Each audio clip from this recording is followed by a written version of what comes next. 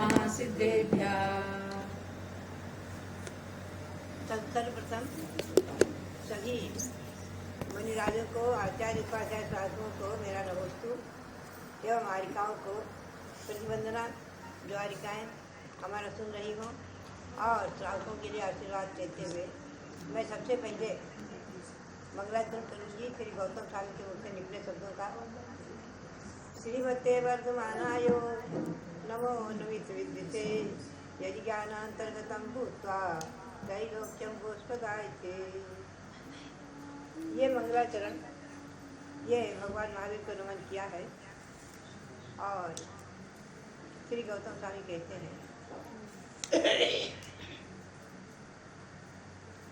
कि जब श्रीमते अंतरंग बहिरंग लक्ष्मी से विभूषित वर्धमान स्वामी और नमित विधि से जिन्होंने शत्रुओं को भी अपने चरणों में झुका लिया, ऐसे भगवान महावीर स्वामी को नमित विधि से उनको नमः नमस्कार। यदि ज्ञानांतर्गतम भूत्वा त्रैलोक्यम गोस्पदायते, जिनके ज्ञान के अंतर्गत सारा तीनों लोग गोस्पद यानी गाय के खुर के जगह के समान छोटा सा है। ये मंगलाचरण श्री गौतम स्वामी के मुख से निकला हुआ है। इस बात के लिए प्रमाण हम और आप दैविक प्रतिकोण में, रात्रि प्रतिकोण में इसे पढ़ते हैं प्रतिदिन सिद्ध भक्ति के पहले।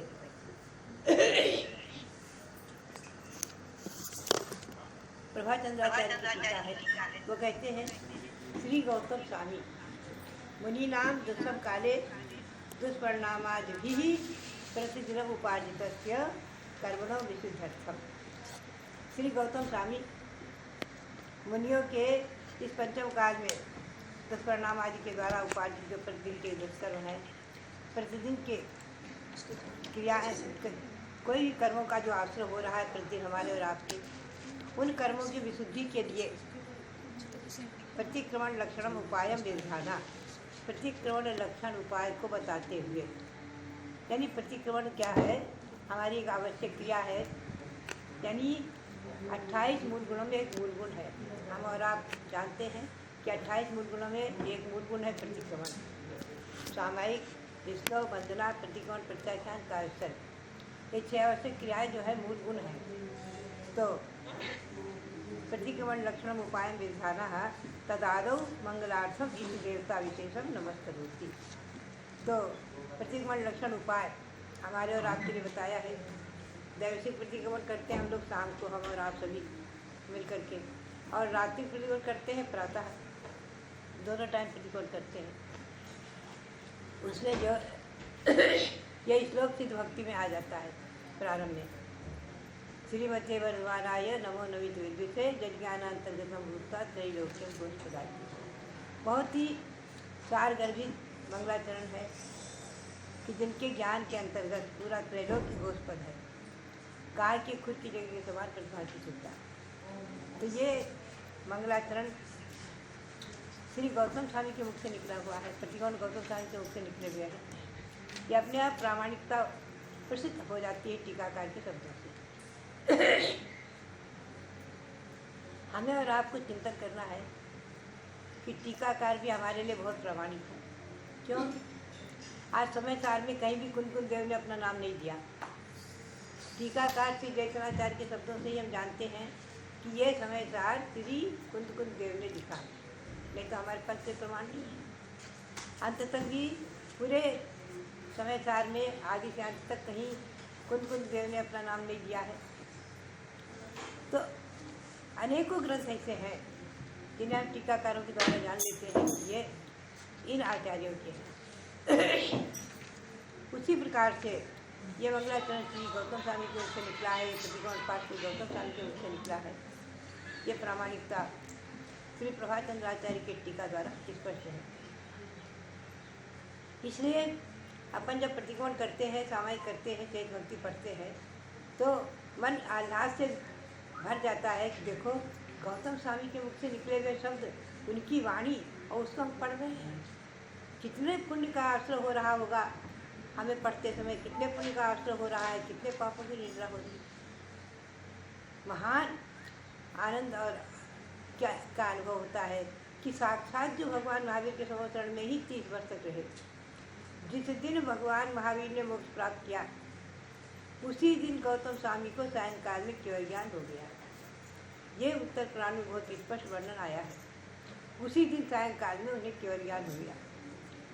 ऐसे गौतम स्वामी जो भगवान महावीर स्वामी को छोड़कर एक दिन भी नहीं रहे, ऐसे गौतम स्वामी के मुख से जो 4 ज्ञानधारी थे, मति सुख अवधि मना प्रिय, 7 रिद्धियों से विभूषित थे, प्रथम गणधर थे, द्वादशांग की रचना जिन्होंने अंतर्मूल में कर दी, जिसको लिपिबद्ध किया ही नहीं जा सकता। आज हम और आप जिसके दर्शन नहीं कर पा रहे हैं, नाम से ही सुनते हैं, उसका अंश ही आज हमें उपलब्ध है। द्वादशांग वाणी में 12वें अंग में 14 पूर्व, 14 पूर्व में दूसरा पूर्व अग्रायणीय, उसका ही कुछ अंश षटखंडागम ग्रंथ में है। कुछ अंश का ज्ञान अग्राणी पूर्व के कुछ अंश का ज्ञान दर्शनाचार्य को था। अग्राणी पूर्व का ज्ञान नहीं, उसके कुछ अंश का ज्ञान, पंचवस्तु के चतुर्थ प्रावृत का ज्ञान, और उससे ही आज षटखंडागमादि ग्रंथ थे। गोमरसार जीव कांड कर्मकांड सारा आदि ग्रंथ उपलब्ध हुए। तो बात यही है कि द्वादशांग वाणी अगाध समुद्र है, और उसका अंश जो आज हमें और आपको मिल गया तो हम और आप धन्य हो गए। तो मैं कह रही थी कि तीनों लोग जो 3 लोग का जो वर्णन आता है, तो उसमें अधोलोक, ऊर्ध्वलोक, पाताल और मध्यलोक। मध्यलोक में असंख्यात द्वीप समुद्र हैं। असंख्यात द्वीप समुद्र में पहले द्वीप का नाम है जम्बू द्वीप। हम और आप थोड़ा सा भूगोल भी समझें। तत्वार्थ सूत्र आप सभी पढ़ते हैं। तत्वार्थ सूत्र बहुत सी महिलाओं का तो नियम रहता है जो अनपढ़ भी हैं, थी, आज तो सब पढ़ी लिखी हैं। कोई ज़माना था हम लोगों का कि जब कुछ महिलाएं अनपढ़ थीं, बिना पढ़ी, लेकिन उनका नियम था बिना तत्वार्थ सूत्र सुने हम भोजन नहीं करेंगे। कहीं बिटिया बेटी तत्वार्थ सूत्र सुना दो तो हम भोजन करेंगे। तो तत्वार्थ सूत्र की 3री अध्याय में आता है जम्बू द्वीप लवणोदादेव सुल्तामानो द्वीप समुद्रा, जम्बू द्वीप लवण समुद्र आदि ये सब द्वीप समुद्र है मध्यलोक के। तो सबसे पहले हमें समझना है कि जम्बू द्वीप कहाँ है। जम्बू द्वीप मध्यलोक में। सबसे प्रथम द्वीप का नाम जम्बू द्वीप है, गोलाकार थाली के आकार का। और जम्बू द्वीप में आज जिसे अपने यहाँ जो विश्व का नक्शा दिखाया जाता है, पढ़ाया जाता है गोल गोल, लेकिन हमारे ग्रंथों के आधार से है जम्बू द्वीप थाली के आकार का, मध्यलोक थाली के आकार का, ऐसा है। गोलाकार नारंगी जैसा गोलाकार नहीं है। पहले तो ये हमें समझना है। तत्वार्थ की टीकाओं में इसका बहुत विश्लेषण है। तो जम्बू द्वीप में 7 क्षेत्र हैं। भरत, ऐरावत, हरि, विदेह, रम्यक, हैरण्यक, ऐरावत, ये 7 क्षेत्र हैं। तत्वार्थ सूत्र में हम और आप सब पढ़ते हैं। तो इसमें भरत क्षेत्र है दक्षिण में। इस भरत क्षेत्र में 6 खंड हो गए, एक बीच में विज्ञान और गंगा सिंधु नदी। तो आर्यखंड, एक तरफ का आर्यखंड और 5 विजयखंड हो गए। चक्रवर्ती 6 खंड पर विजय प्राप्त है। वर्तमान में जितना उपलब्ध विश्व है वो सारा आर्यखंड के अंदर है। पंडित माणिकचंद कौंडिन्याचार्य विद्वान हुए हैं, हमारे सामने थे। उन्होंने इस लोक वार्तिक का हिंदी अनुवाद किया है। अच्छे विद्वान थे, काफ़ी चर्चाएं होती थी संघ में। आचार्य तुषार महाराज के संघ में आते थे सन 1956, 57 में, 58 में। अजमेर में चातुर्मास हुआ, जब भी काफ़ी दिन वो आए तो वो फिरोजाबाद के थे पंडित माणिकचंद जी। उन्होंने इस लोक वार्तिक का हिंदी अनुवाद किया है। इस लोक वार्तिक तत्वार्थ सूत्र पर बृहद टीका है। तो उसमें भी जो है इसका बहुत विस्तार से वर्णन है। तो मैं कह रही थी कि जम्बू द्वीप के भरत क्षेत्र के आर्यखंड में आज का सारा उपलब्ध विश्व है। ध्यान रखना है हमें और आपको। हम और आप जम्बू द्वीप के भरत क्षेत्र के आर्यखंड में रह रहे हैं। एक तरफ है गंगा नदी, अकृत्रिम नदी। ये जो गंगा है वो कृत्रिम है। अकृत्रिम नदी गंगा का तट भी हमें उपलब्ध नहीं है। और दूसरी तरफ है सिंधु नदी, और दक्षिण की तरफ है लवण समुद्र, और उत्तर की तरफ है विजयान पर्वत।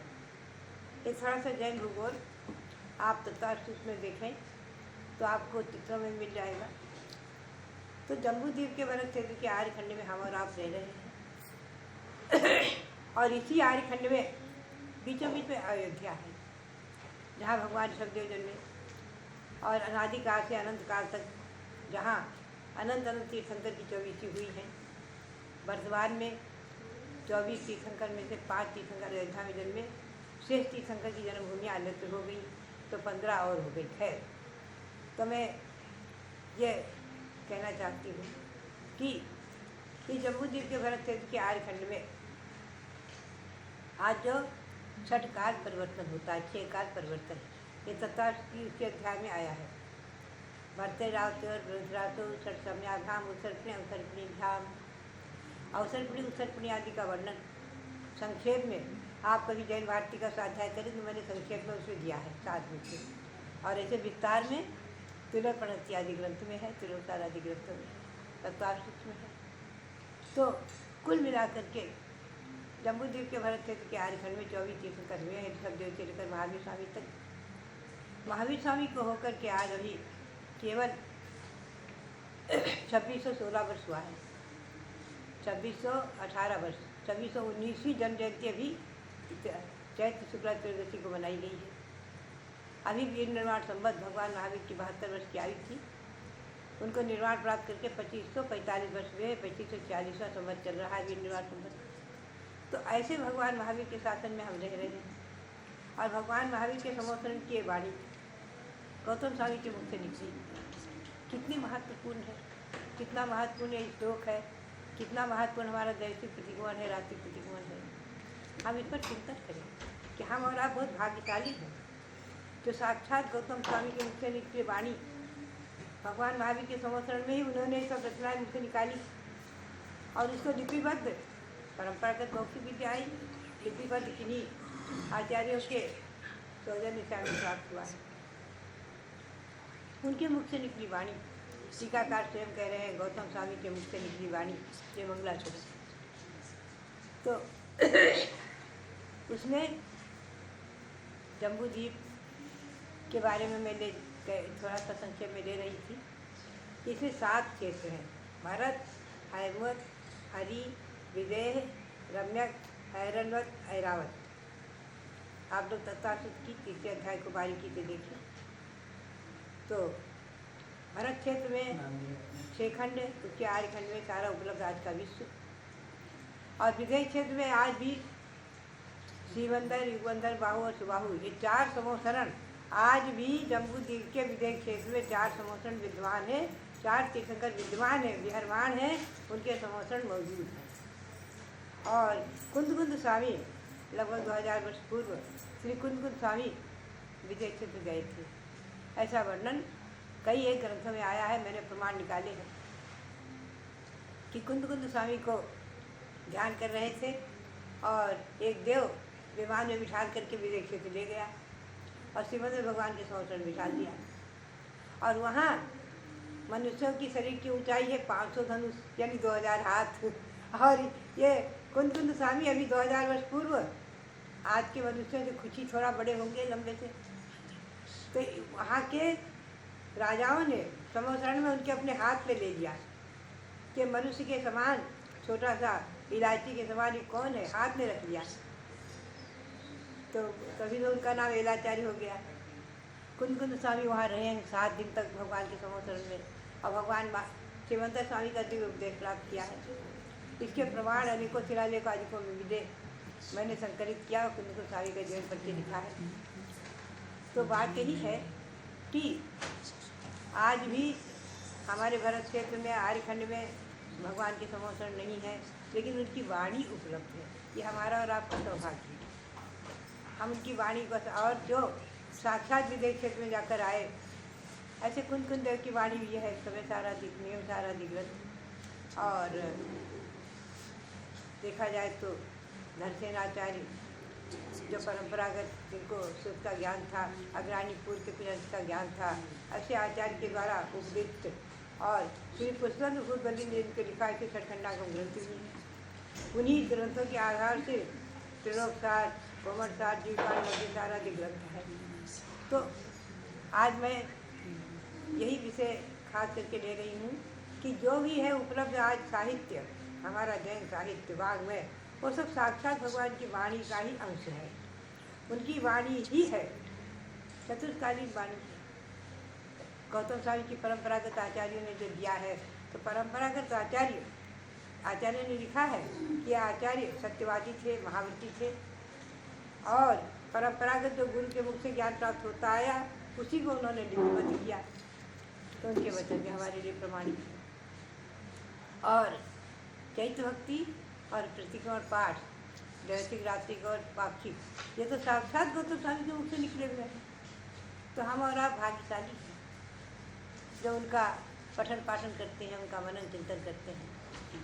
तो बात यही है कि आज हमारा जैन साहित्य, जैन वांग में जो है ग्रंथ, वो 4 अनुयोग में विभक्त है।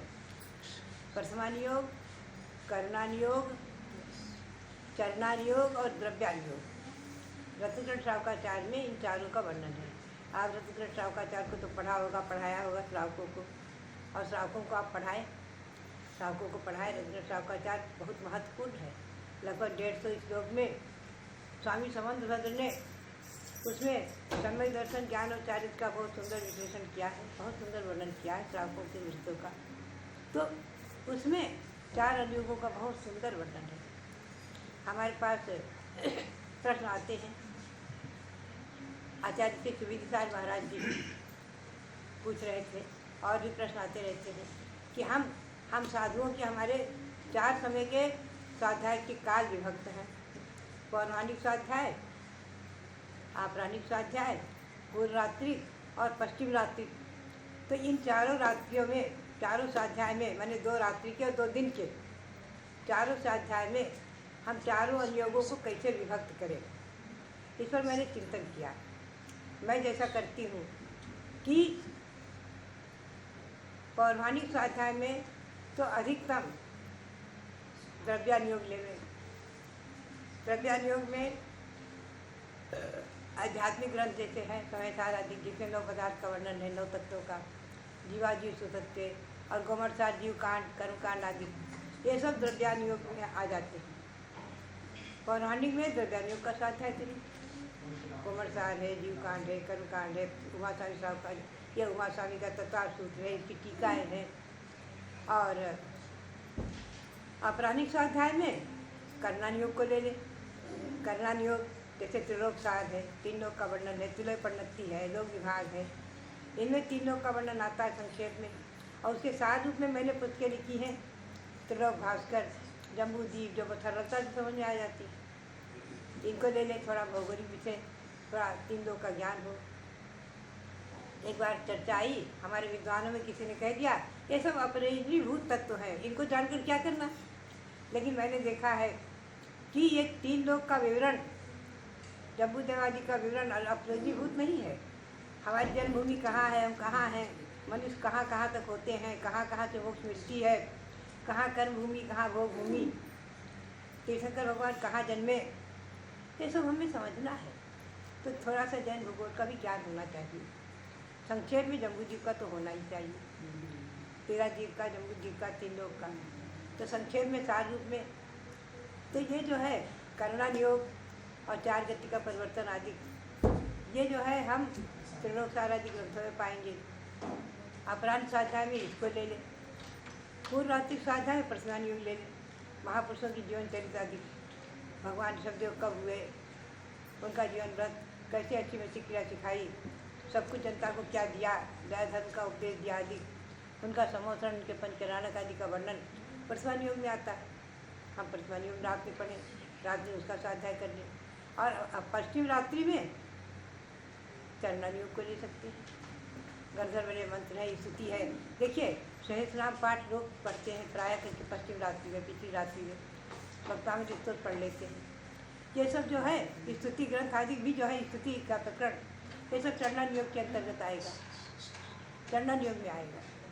और चरणानुयोग में मुनियों का अपने मूलाचार आदि से इसका भी स्वाध्याय कर सकते हैं, अगर लाइट के प्रकार की व्यवस्था है, जीव जंतु नहीं है।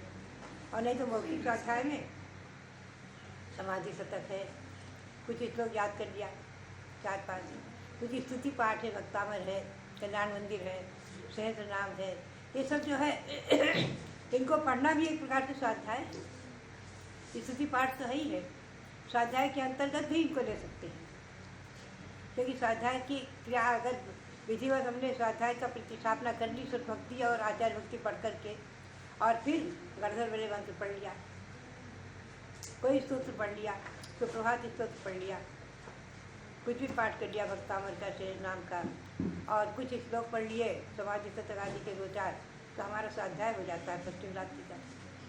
तो बात यही है कि पश्चिम रात्रि के स्वाध्याय में मुख्य रूप से हम चरणानुयोग को ले रहे हैं। पुस्तक है तो भी, नहीं है तो भी मौखिक जो याद है स्थितियाँ उनको पढ़ लेंगे तो भी चरणानुयोग में अंदर तक आ जाती है। यही हमारा क्रम है, हमारी दैनिकचर्या है साधु, और परंपरा में भी यही है। देखा जाता है कि पिछली रात्रि में उठ करके साधु प्रायः सहज नाम का पाठ, स्तोत्र का पाठ आदि करते हैं, का पाठ आदि करते हैं। पिछली रात्रि का समय क्या होना चाहिए? मतलब पिछली रात्रि का समय देखिए, अर्धरात्रि जो है 12 बजे, उससे आप 2.25 घंटे यानी 1.25 घंटे छोड़ दें।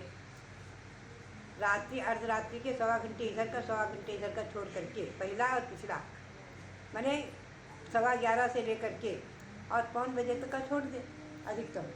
इसके बाद से लेकर के और सूर्य उदय के 3 घड़ी 4 घड़ी तक छोड़ दे।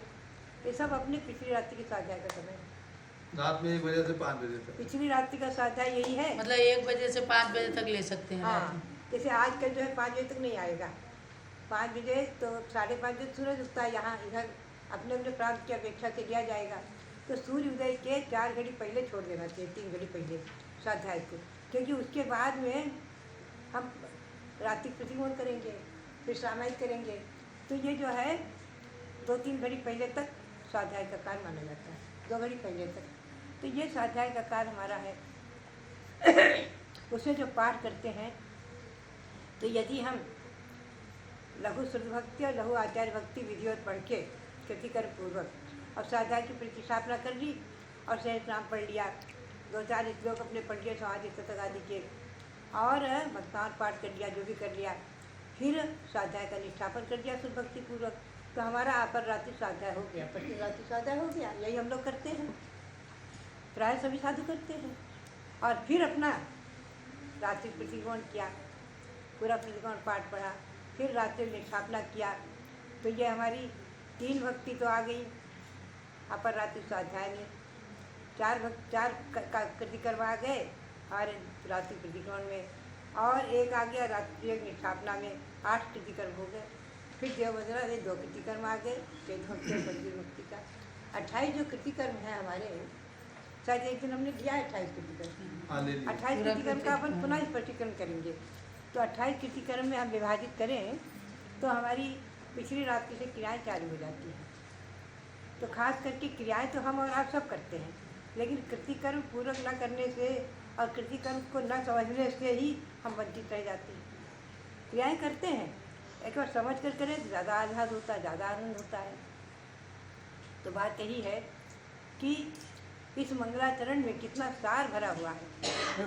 मैंने इसका हिंदी अनुवाद करते समय इसी एक श्लोक के 4 अनुयोगों में इस श्लोक को घटित किया है। इसमें 4 अनुयोग घटित किया मैंने बहुत सुंदर ढंग से। श्रीमती वर्धमानाज से प्रथमायोग आ गया, नमो नवी से चरणायोग आ गया, यज्ञानांतर्गतम भूतवा से द्रव्यायोग आ गया, ज्ञान का अंतर ज्ञान, और त्रैलोक्यों को अस्पताल से कर्णानुयोग आ गया। चारों चरणों में 4 अनुयोग गर्भित हो जाते हैं। एक श्लोक इतना महिमापूर्ण है, गौतम स्वामी के मुख से निकला हुआ, ये मंगलाचरण कितनी अगाध अर्थ को लिए हुए है। कहते हैं कि अनंत अर्थ का भत्था, एक ही श्लोक में अनंत अर्थ भरा हुआ है। अगर एक श्लोक को लेकर हम तीनों लोगों का वर्णन करना शुरू करें तो अनंत अर्थ इसमें आ जाएंगे, सब कुछ आ जाएगा। तो बात यही है कि गौतम स्वामी के मुख से निकली वाणी, जिसका एक एक शब्द महिमापूर्ण है, अनंत अर्थ को लिए हुए हैं। तो इस प्रकार से जो है हम चारों अपने स्वाध्याय काल में 4 अनुयोग को गर्भित कर सकते हैं। एक बार फिर से मैं रिपीट करूंगी कि पौराणिक स्वाध्याय में द्रव्यानुयोग ले लें, हम लोग द्रव्यानुयोग लेते हैं। मैं तो खास करके समय सार का स्वाध्याय करती हूँ, कभी कोई और भी ग्रंथ आ जाते हैं, प्रश्नोत्तर आदि। और अपराह्निक स्वाध्याय में कर्णन योग को ले लें। 3 लोग आदि का वर्णन त्रिलोक भास्कर है, 3 लोग तिलक पंडित आदि ग्रंथ हैं, जम्बूदीप पंडित है, और जो भी है जिसमें संसार का वर्णन है और मंदिरों आदि का वर्णन है, जम्बूदीप आदि का वर्णन है। पूर्व रात्रि स्वाध्याय में प्रथमान योग ले लें, जिसमें कथा पुराण है, भगवान के जीवन वृत्त आदि का वर्णन है, और जिसमें पद्म पुराण आदि, जिसमें श्री राम आदि का वर्णन है। और अपर रात्रि पश्चिम रात्रि स्वाध्याय में चरणान योग को मुख्य रूप से लेवे। तो चरणान योग में खास करके मौखिक, अगर लाइट आदि की व्यवस्था नहीं है या जीव जंतु आते हैं बरसात में, तो हम मौखिक स्वाध्याय करते हैं। तो जो याद है स्तुति पाठ, सहस्त्रनाम आदि, हस्तामर आदि, और गंधर्वले मंत्र, स्तोत्र गंधर्वले के 48 मंत्र, नमो जिनानम नमो वही जिनानम, ये तो प्राय आप सबको याद ही होगा, इसको पढ़ लें। तो ये जो है हमारा पश्चिम रात्रि स्वाध्याय। समय सार की गाथाओं को पिछली रात्रि में नहीं पढ़ सकते। समय सार की गाथाओं को पिछली रात्रि में नहीं पढ़ सकते हैं। समय सार की गाथाओं को ही पढ़ सकते। कुछ लोग समय सार को भी बड़ा ग्रंथ सिद्धांत जैसा मान लेते हैं, लेकिन फिर भी वो जो है सिद्धांत में नहीं माना जाता है। सैद्धांतिक ग्रंथ में देखो, वर्तमान में जो पश्चिम रात्रि स्वाध्याय जिसमें निषिद्ध है वाचना सिद्धांत ग्रंथों की, तो सिद्धांत ग्रंथ में वर्तमान में षटखंडागम ग्रंथ, कसाय पागुड़, महावंश 3 ही लिए हैं। हमारी आचार्य परंपरा में निर्णय हुआ, तो हमने जो है षटखंडागम का जो स्वाध्याय किया, उसकी सिद्धांत चिंतामणि टीका लिखी। तो मैंने पूर्वान्ह में द्विस्वाध्याय में लिखी है, अपराह्न के स्वाध्याय में लिखी, पूर्व रात्रि स्वाध्याय में लिखी है। पश्चिम रात्रि स्वाध्याय में मैंने नहीं लिखा है। पश्चिम रात्रि स्वाध्याय में कभी भी नहीं लिखा है षटखंडागम को, और न कभी किया है, क्योंकि वो जो है सिद्धांत ग्रंथ माना जाता है। वर्तमान में अपने 3 ग्रंथ को ही मुख्य रूप से, जैसे षटखंडागम में 16 पुस्तकें हैं, कसाय पाउट की 16 पुस्तकें हैं, महावंश की 7 हैं। इन सब ग्रंथों को, इन 3 ही विषय को मुख्य रूप से ये वर्तमान में सिद्धांत ग्रंथ को के रूप में लिया गया है। और सिद्धांत ग्रंथ की वाचना जो हम वर्जित करते हैं पश्चिम रात्रि स्वाध्याय में, या जैसे अभी महामारी चल रही है, अभी महामारी का प्रकोप चल रहा है सारे विश्व में, भारत में, तो इसको भी हम आकार समझते हैं। तो मैंने जो है षटखंडागम का स्वाध्याय बंद कर रखा है 3 महीने से, बराबर षटखंडागम को नहीं लिखाया हाथ में। इसके 9वीं पुस्तक का स्वाध्याय चल रहा था, मैंने बंद कर दिया, क्योंकि महामारी जैसे प्रकोप में, वैश्विक महामारी में हम षटखंडागम आदि ग्रंथ सिद्धांत ग्रंथों का स्वाध्याय नहीं करते हैं, समय सार का करते हैं। समय सार को द्रव्यानुयोग में लेते हैं, समय सार को द्रव्यानुयोग में लेते हैं, क्योंकि जीवाजीव सुतत्व, जीवाजीव तत्व का जिसे वर्णन है, तो समय सार में 9 पदार्थ का, 9 तत्व का ही वर्णन है। जीव, अजीव, पुण्य, पाप, आश्रव, संवर, निद्रा, बंध और मोक्ष, इनका ही वर्णन है समय सार में। तो इसलिए समय सार जो है देखा जाए द्रव्यानुयोग में मुख्य रूप से है। तो द्रव्यानुयोग ग्रंथ उसको पढ़ सकते हैं। चारों अनुयोग के ग्रंथ में किसी का स्वाध्याय करें, तो खास करके वर्तमान में षटखंडागम ग्रंथ और कसाय पाहुड़ आदि ग्रंथ, महावंश, इन 3 को सिद्धांत ग्रंथ में लिया है।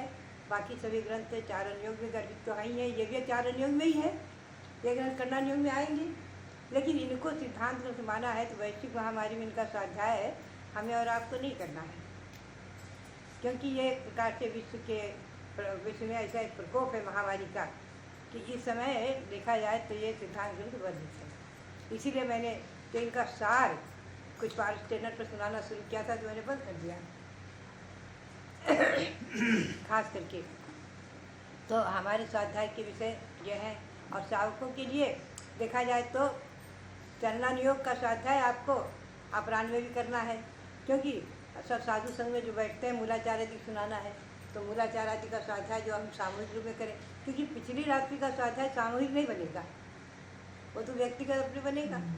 व्यक्तिगत साधु अपने मौन से पढ़ लिया, कर लिया, साधा ने लाइट का पुस्तक से पढ़ लिया, देखिए यही पढ़ लिया। तो इसलिए अपराह्निक स्वाध्याय में भी मूलाचार को पढ़ना चाहिए। मूलाचार है, रत्न श्रावकाचार है, वसुंधरी श्रावकाचार है, ये सब हमारे श्रावकों के लिए उपयोगी, जो सभा के लोग बैठते हैं उनको भी सुनाना, वो भी समझें कुछ, और अपने साधु संघ भी समझे, साधु की सज्जा। तो बात यही है कि भले ही चारों अनुयोग 4 टाइम में हमने विभक्त किए, लेकिन दिन में भी अपराह्निक स्वाध्याय में भी हम वर्तमान योग और चंडाल योग को लेना चाहिए, क्योंकि वो सामूहिक रूप में लोगों को सुनाना चाहिए। कथा अपनी, मैं तो कई बार कहती हूँ कि आपको कोई कथा सुनानी है सभा में तो अपने वर्तमान योग से ढूंढ कर निकालो। यत्र तत्र की किंवदंती की कथाएं, मनोरंजन की कथाएं, अजैनियों की कथाएं न लो। अभी किसी साधु के मुख से निकला कि श्री राम के वन जाते ही दशरथ का मरण हो गया।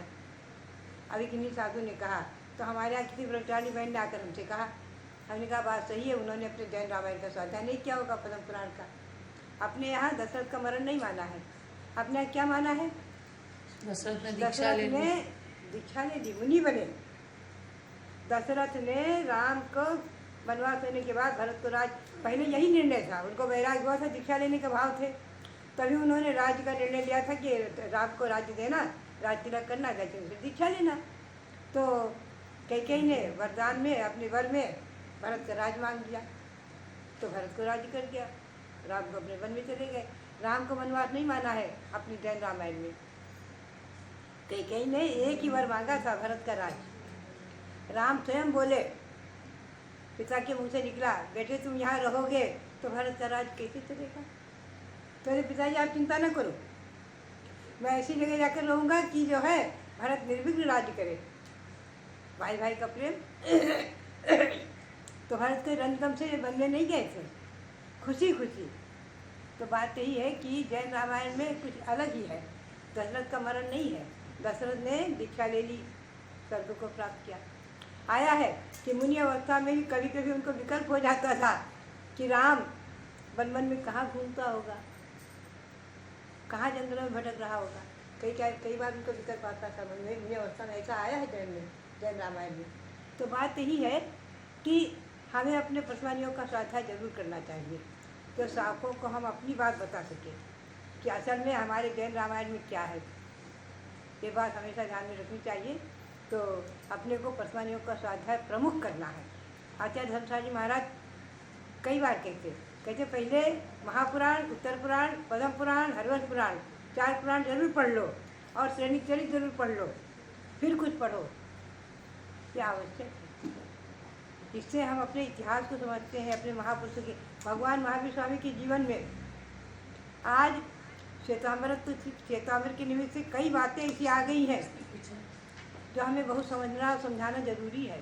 माता जी, अष्टसहस्री आदि न्याय ग्रंथ जो है वो कौन से अनुयोग में आएंगे? वो द्रव्यान योग में आएंगे, ये द्रव्यान योग में आएंगे। तो उसको भी पिछली रात्रि में पढ़ सकते हैं। पर टीका है, लेकिन टीका विस्तृत है, इसलिए द्रव्यान योग में आ जाएगा। वैसे स्तुति ग्रंथ है, देवागम नभोयानी स्तुति है, इसको तो अलग से पढ़ेंगे तो ये स्तुति जो है ये चंडाल योग में आ जाएगी। और अष्टसहस्री में पढ़ेंगे तो द्रव्यान से टीका रूप में, तो ये आ जाएगा हमारे द्रव्यान योग में, द्रव्यान योग में आएगा। तो अभी आप लोग द्रव्यान योग का स्वाध्याय कर रहे हैं। तो बात यही है कि हम जो है अपने आगम के परिप्रेक्ष्य में हर चीज़ को समझें। और मैं तो ये कहूँगी कि आप लोगों को पुराण का स्वाध्याय सभी साधुओं को जरूर करना चाहिए, क्योंकि सही अपने पांडव, ये अर्जुन के बारे में, श्री कृष्ण के बारे में, श्री राम के बारे में, जैन रामायण और जैन महाभारत के आधार से हम बता सकें। भले समाज में हम ना बोले, अपनी समाज को तो बता सके क्या चलिए क्या है, हमारे यहाँ क्या माना है। हमारे यहाँ श्री राम मोक्ष गए हैं, जल समाधि नहीं ली है, निर्वाण को प्राप्त किया, आत्मा को परमात्मा बना लिया, कर्म से अपनी आत्मा को पृथक किया, जैन से दीक्षा ली है। अपने सती सीता ने भी आज का दीक्षा ली है। कई बार मैं कहती हूँ ना कि उन लोगों ने माना है सीता पृथ्वी में समा गई, पृथ्वी माता की गोद में चली गई। हमारे जैन रामायण में क्या माना है कि सीता की अग्नि परीक्षा के बाद सीता ने आरिका के पास दीक्षा ले ली, और आरिका का नाम क्या था? पृथ्वीवती। वो थी दशरथ की माँ, दशरथ की माँ थी पृथ्वीवती। तो समझ लो सीता की दादी हो गई। वो पृथ्वीवती आरिका, उनसे जाकर के दीक्षा ली पृथ्वीवती माता। तो पृथ्वी की गोद में, पृथ्वीवती माता से आरिका दीक्षा ली, पृथ्वीवती माता की गोद में गई। तो वो उन्होंने कहा पृथ्वी में समा गई, और पृथ्वीवती आरिका से उन्होंने आरिका दीक्षा ली है, और 62 वर्ष को आरिका जीवन में रही हैं, 62 वर्ष तक। और खूब तपस्या की है और तपस्या करके अच्युत तीव्र पद को प्राप्त किया है। 16वें स्वर में प्रतीन्द्र हुई है, 16वें स्वर में प्रतीन्द्र हुई है सीता। तो अपने जैन रामायण को जरूर पढ़ना चाहिए और अपने कथा पुराण जो है ये अवश्य इनका स्वाध्याय होना ही चाहिए।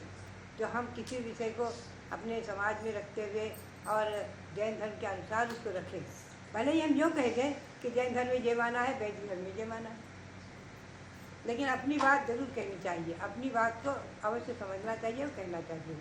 इसीलिए चारों अनुयोगों का स्वाध्याय हमें आपको अवश्य ही करना चाहिए। यही मेरी भावना और आप सभी साधुओं के लिए मेरा नमोस्तु। और इसके साथ में हमें ये देखना है कि हमारी दैनिकचर्या और हमारा जीवन शास्त्र के अनुसार हम अपना स्वयं का बनाएं और श्रावकों को भी उनके श्रावकाचार को सुना करके उनके जीवन को भी पाक्षिक नैतिक जैसा बनाए। यही मेरी भावना और आप सबके लिए पुनः नमस्ते।